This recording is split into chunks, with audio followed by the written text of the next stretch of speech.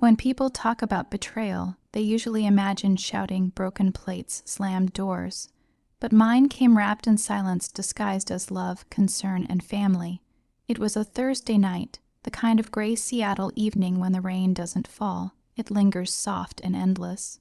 My mother called just as I was finishing up some reports for the firm. "Charlotte, honey," she began, her voice careful, almost sweet, "we need to talk." That phrase had always meant trouble in our house. I drove across the bridge to their place, the same house I grew up in, the one that always smelled like cinnamon candles and old secrets. My brother Evan and sister Lauren were already there, sitting in the living room like an intervention committee. Mom clasped her hands, eyes heavy with worry. "We've hit a rough patch financially," she said. "Your father's medical bills, the mortgage. We're drowning." I remember the way the air felt thick, suffocating. I wanted to help, I really did, so I asked, "What do you need?" Evan looked at me like he'd been waiting for that question all night. 50,000, he said flatly. "You're the one with the good job, right?" It wasn't the amount that stung. It was the tone, like my life was just an ATM they could access whenever they wanted. I hesitated. "That's a lot, Evan. I need time to," Lauren cut me off.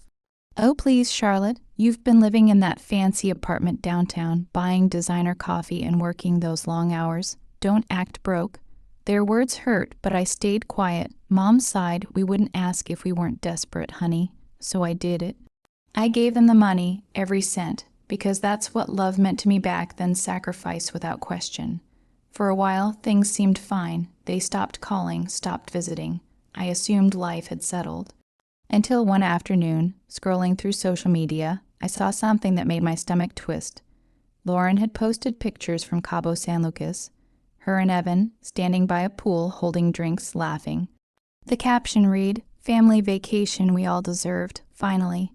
And there in the background my mother, smiling. My hands went cold. I read the post again and again, hoping I'd misunderstood. I hadn't. They hadn't used my money for bills. They'd used it for a luxury vacation. That night, I sat in my apartment staring out at the city lights, feeling hollow. All my life, I'd been the dependable one, the quiet achiever, the fixer. I thought if I worked hard enough, loved deep enough, I'd earn their respect. But that night, something inside me shifted. I realized that love without respect is just manipulation with a prettier name. I stopped calling, I stopped visiting, and for the first time, I started saving for myself. A month later, Mom showed up at my door. Her eyes were red, her voice trembling. "Charlotte, we need to talk again." I wanted to slam the door. Instead, I just crossed my arms. "What is it this time?" She hesitated. "The credit cards are overdue. Evan's business failed. Lauren's rent," I laughed, not because it was funny, but because I couldn't believe how easily the cycle repeated. "So what, you want another 50? She looked away. 100, just until we get back on our feet. I shook my head. "No, Mom, not this time." Her eyes hardened. "After everything we've done for you, we raised you, sacrificed for you, and used me," I interrupted. "You don't want help, you want control." She gasped as if I'd cursed her. "How dare you speak to me like that?" I didn't answer. I just stepped back and closed the door. Slowly, quietly, that night I cried harder than I had in years. Not because I'd lost them, but because I finally saw them clearly. For weeks, the guilt gnawed at me. I wondered if I'd done the right thing. I almost called her, almost, until one morning an envelope arrived in my mailbox. It was a wedding invitation, Lauren's. The ceremony was in Maui, a destination wedding. My name wasn't on the guest list, but somehow they'd sent me the bill. I remember holding that paper, feeling the absurdity of it all. I was no longer their daughter. I was their bank account. That was the morning everything changed. I quit my firm that week, cashed out my shares, packed up my apartment, and left Seattle. I drove down the coast, stopping in small towns, sleeping in cheap motels, figuring out who I was when I wasn't the reliable one. Somewhere along that stretch of highway, between Portland and San Francisco, I started sketching again, something I hadn't done since college. At first, it was just doodles, lines on napkins, but then it became a journal, a way of remembering myself. I rented a tiny studio in Santa Cruz, one room, one window, one dream. I didn't tell anyone where I went. For the first time, I wasn't saving anyone but me. Weeks turned into months. I got freelance work as a financial consultant, started teaching small business owners how to manage money, how not to fall into the same traps my family had. It was strange, the very thing they'd mocked me for became the foundation of my new life. Then one morning, I got a call from an investor named Mara Jensen. She'd seen one of my finance workshops online. "You've got something special," she said. "You make numbers sound human." Within 6 months, Mara and I launched a small firm dedicated to helping women start their own businesses, single mothers, widows, women recovering from debt or divorce. We called it Reclaim Finance. It grew faster than I could have imagined. Articles were written. Podcasts invited me. People called me the woman who turned empathy into equity. I wasn't rich yet, but for the first time I was free. And then one evening, as the sun dipped over the water, my phone buzzed. A message from Mom, Charlotte. It read, "We're in trouble, please call me." I stared at the screen for a long time. Part of me wanted to delete it. The other part, the girl who used to drop everything to rescue them, wanted to pick up the phone. But I didn't do either. I just whispered, "Not this time." That night, I sat by the window watching the ocean turn gold. I thought about all the ways they'd used me, and how, somehow, those same wounds had become my greatest strength. Sometimes I wonder if revenge has to be loud to count. I don't think so. Sometimes it's just silence, the kind that says, "I've moved on and you can't follow."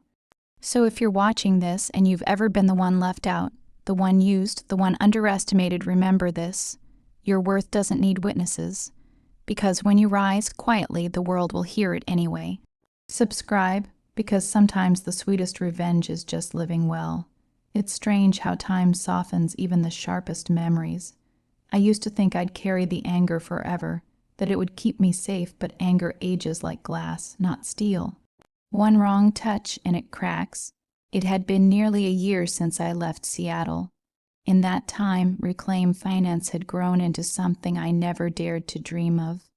We were helping women rebuild lives, women like me. Every success story felt like a piece of my old pain transformed into purpose.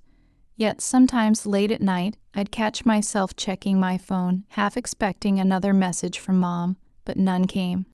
The silence was heavy but honest, until one rainy evening.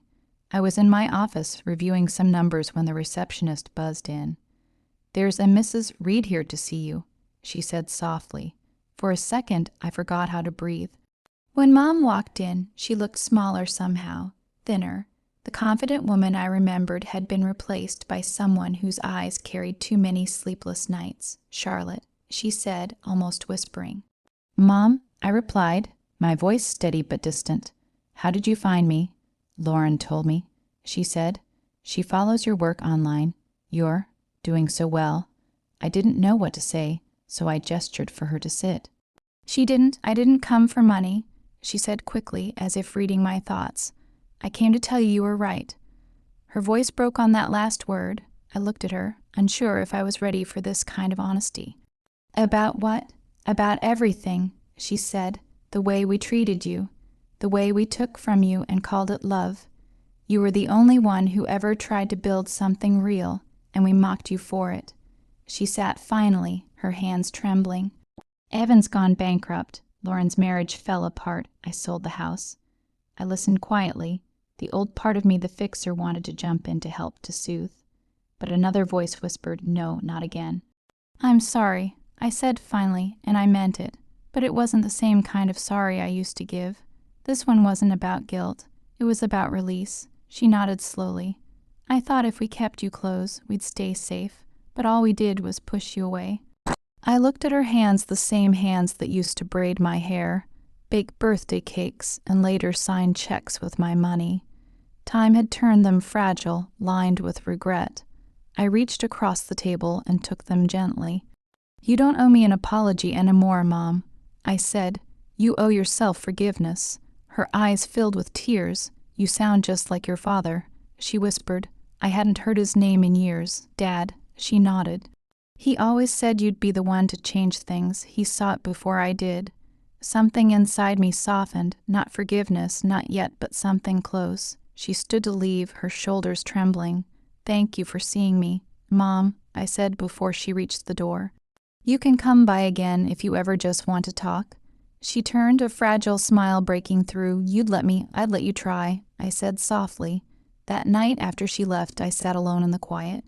Outside, the rain pressed against the glass, and I thought about how forgiveness doesn't erase pain, it just stops it from owning you. Weeks passed, and she started visiting once a month, never asking for help, never mentioning money. Sometimes she'd just sit in the corner of my studio while I worked, sipping tea, watching. One afternoon, she brought a small box. "These were your father's," she said. "I think he'd want you to have them." Inside were 2 old notebooks, filled with his handwriting business ideas, sketches, little notes about how he wanted to start a small family firm one day. On one page, dated years before he died, he'd written, "Charlotte understands numbers, but more than that, she understands people. That's what makes her special." I stared at the words until they blurred. That night, I dreamed of him sitting on our old porch, smiling, saying, "Told you, kiddo. You didn't need them to believe in you." A few months later, I got an email from a major financial publication. They wanted to feature Reclaim Finance in their annual Women of Impact series. My picture, my story, front and center. The day the article came out, my inbox flooded with messages, clients, colleagues, even strangers thanking me for inspiring them. Then I saw one email that froze me. It was from Lauren. The subject line read, "I saw the article." The message itself was short. "I didn't understand before. I do now. I hope someday you'll let me tell you that in person." I stared at it for a long time. Then I closed my laptop without replying. Some stories don't need sequels. Life moved on quietly. Mom kept her promise. She stayed in touch, but never overstepped. She started volunteering at local shelters, using what little savings she had to help others. Every so often, she'd tell me about Lauren, how she was trying to start fresh, how Evan had taken up carpentry, how they'd finally realized the cost of what they'd done. I never said much. But sometimes, when I lay in bed at night, I'd picture them not with anger, but with a kind of distant compassion. Revenge, I learned, isn't always about payback. Sometimes it's just the quiet satisfaction of knowing you didn't become what they tried to make you. And in that silence, that soft, steady peace, I found something stronger than revenge. I found myself subscribe, because sometimes healing is the loudest kind of victory. It was early autumn when the world finally seemed to pause for me. Leaves turned amber outside my Chicago office windows, and every gust of wind carried a whisper of something ending or beginning. The Forbes Women of Impact Gala was that night. My company had grown beyond my wildest dreams, offices in 4 cities. Hundreds of clients and lives were built from ashes I once knew too well. As I stood in front of the mirror, adjusting the simple black gown I'd chosen, I thought about the girl I used to be trembling in her family's living room, begging to be seen.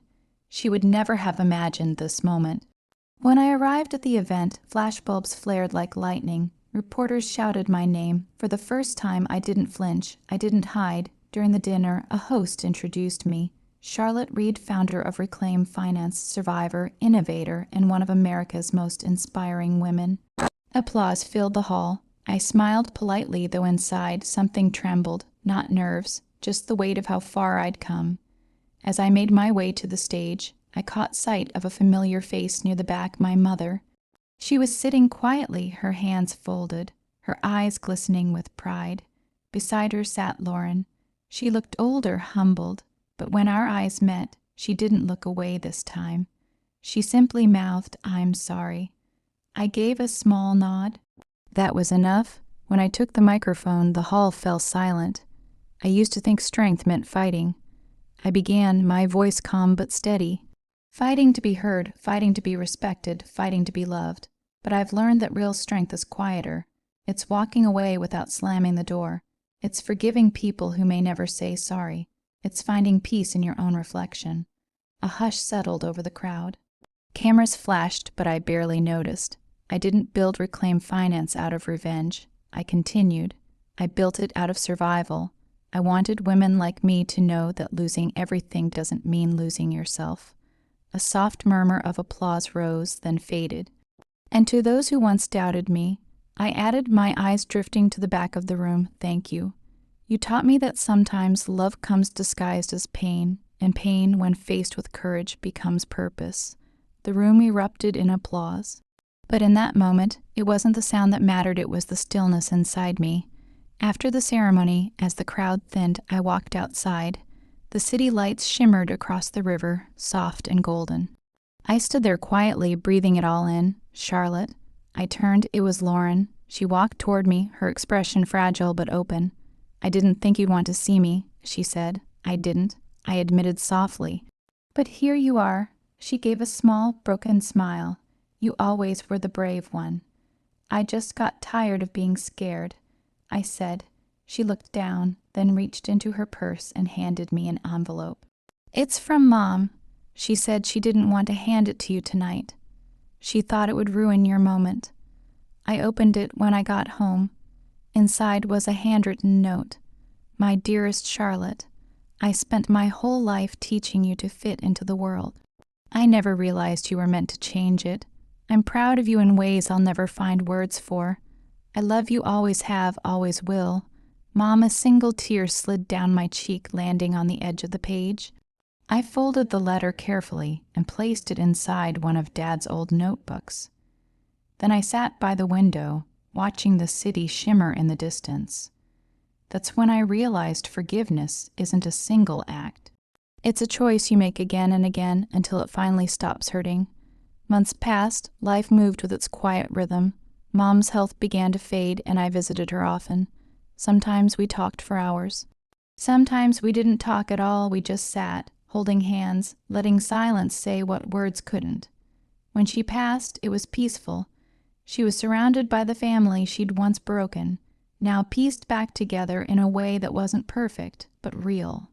At the funeral, Lauren stood beside me. She didn't cry loudly. She just whispered, "She always believed you'd make it." I smiled faintly, so did I, eventually. Afterward, I went for a walk by the lake.